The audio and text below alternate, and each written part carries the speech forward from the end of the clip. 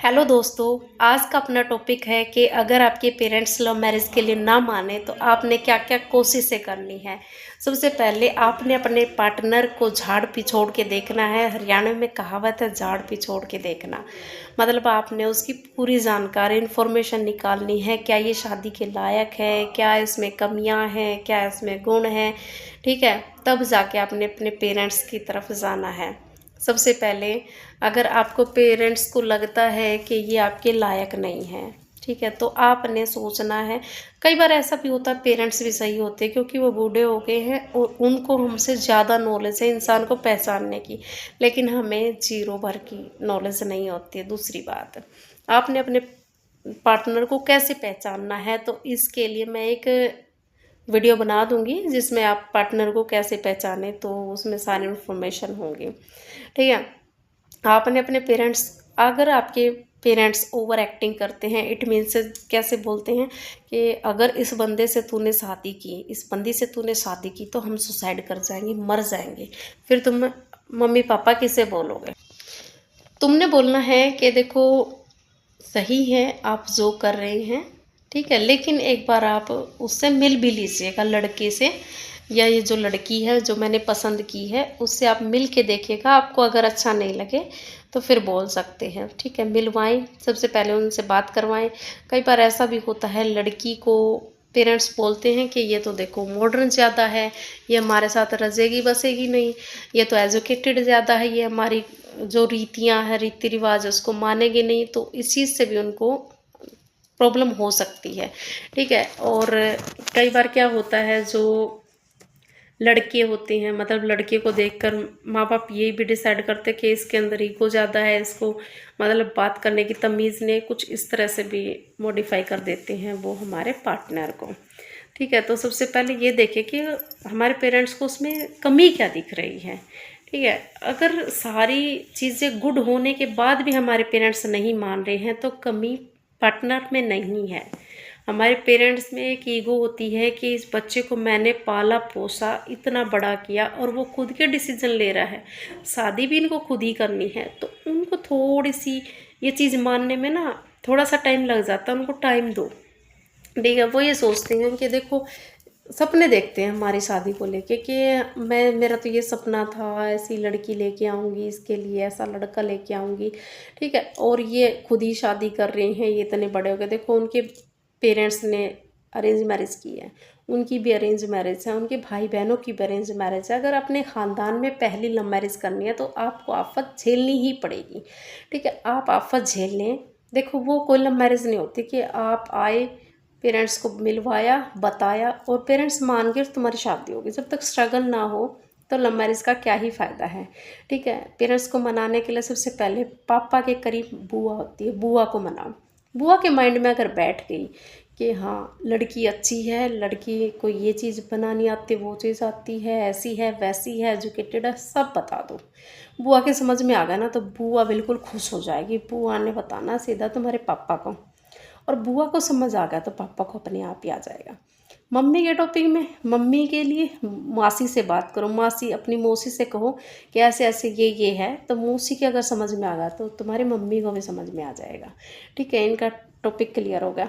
ठीक है, अगर फिर भी ये प्रॉब्लम आती है कि तुम्हारे पेरेंट्स बोलते हैं नहीं हम तो सुसाइड कर जाएंगे, नहीं तो हम तो मर जाएंगे, हमारे लाश से बहू को लेके आना, हमारे लाश पे से इस लड़के से शादी करना। ठीक है, तो तुमने एक बार उनसे ये पूछना, अगर मैं मर जाऊं तो आपका समाज, आपका जो समाज है, जो हमारी कास्ट आड़े आ रही है, जो हमारे रिश्तेदार आड़े आ रहे हैं, तो वो खुश हो जाएंगे। ठीक है, तो उन उनको भी इमोशनल ब्लैकमेल करो तुम भी।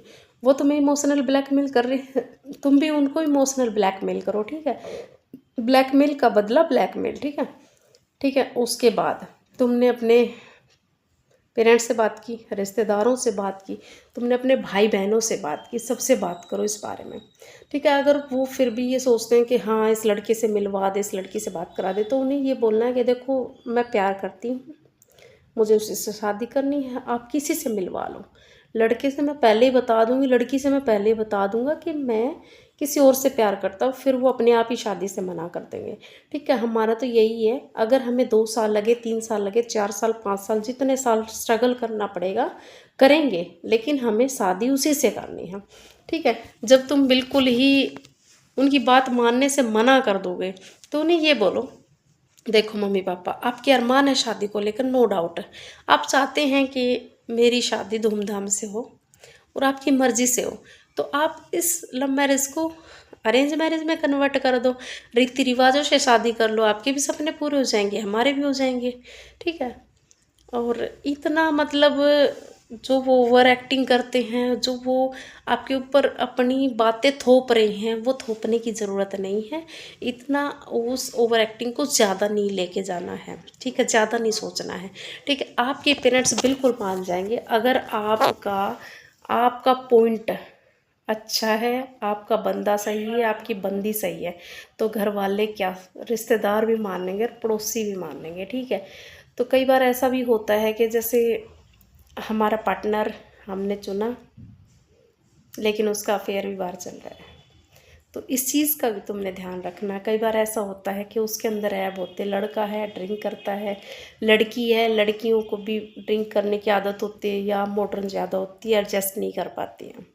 ठीक है, चौथा ये भी हो सकता है कि कईयों को इधर की उधर बात करने का शौक़ होता है। सारी चीज़ें आपने डिसाइड कर लेनी है पहले ही।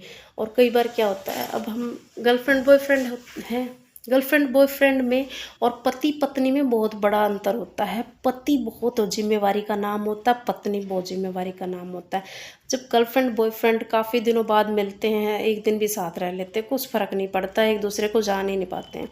जब पति होता है, पति को तुम्हें बिना मेकअप भी देखना है, खांसी जुकाम बुखार सब कुछ देखना है तुम्हारी।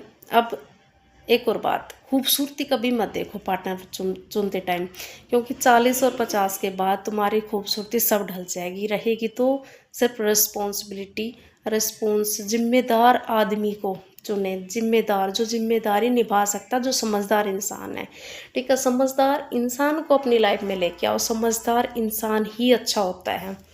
ठीक है, 40 के बाद समझदारी काम आएगी, खूबसूरती नहीं।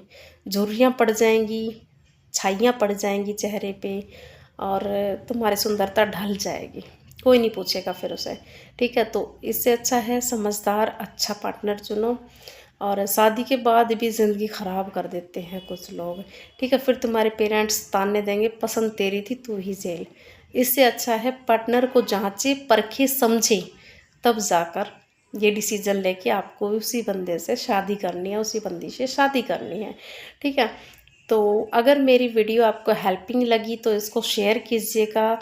अगर कोई चीज़ आपको पूछनी है तो आप कमेंट में पूछ सकते हैं, और मिलते हैं नेक्स्ट वीडियो में। अगर वीडियो में अगर न्यू हैं तो आप चैनल को सब्सक्राइब कर सकते हैं। Okay ji, thank you.